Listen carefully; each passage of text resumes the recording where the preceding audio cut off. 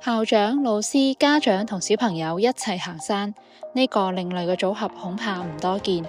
呢個係港澳信義會小學無牆學習日嘅活動之一。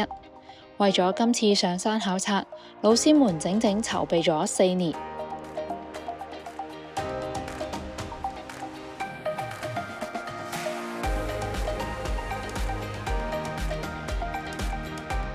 我哋21年開始咧，就已經去到計劃，去到諗住上鴨仔山，去到俾小朋友學習。咁啊，不過奈何啦，21年我哋有經歷疫情啦，跟住22年嘅時間，我哋正準備上山嘅時間，就天氣唔好啦，落雨啦。到23、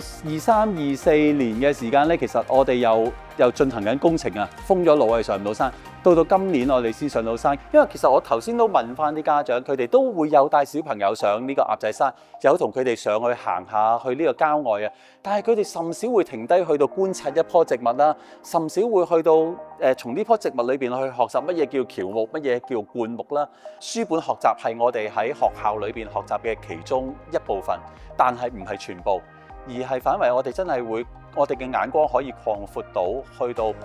書本以外，唔係淨係我哋口頭講一個口號，我哋知識係活嘅，我哋知識係存在於生活中嘅，而係我哋真係俾到一個課程，俾到一個平台，我哋去實踐呢一樣嘢。1年1度嘅無牆學習日係港澳信義會小學嘅特色，全校學生都能夠參加，而且高年級同學仲會走得更遠。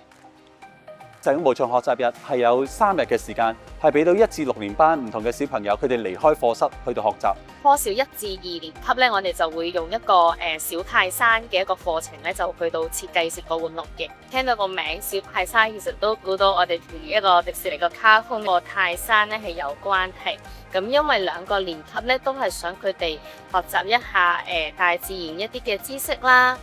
3、4年班咧，我哋就今個年度咧就用一個自理營去到做一個主題嘅。5年班咧就係一個境外交流活動。6年班咧，因為佢哋都最後1年喺小學入邊啦，咁所以咧佢哋呢3日嘅無牆學習日嘅安排咧，其實最主要係畢業營嘅活動嚟嘅。除咗戶外考察活動，無牆學習日仲有各種得意嘅工作坊，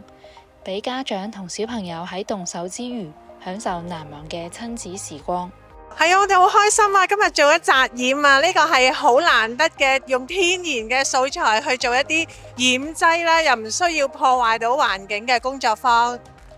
試紮染啦，同埋試嗰啲廚餘染色就第一次嘅，都好開心啦，同埋一齊做一個成品就好少有嘅機會咯，開心嘅。第一 part 咧就做咗一個紮染嘅，第二 part 咧就係做咗一個果皮發酵做清潔劑嘅。幾好玩嘅，同埋可以了解到佢嘅學校嘅活動啊，或者狀態啊咁樣咯。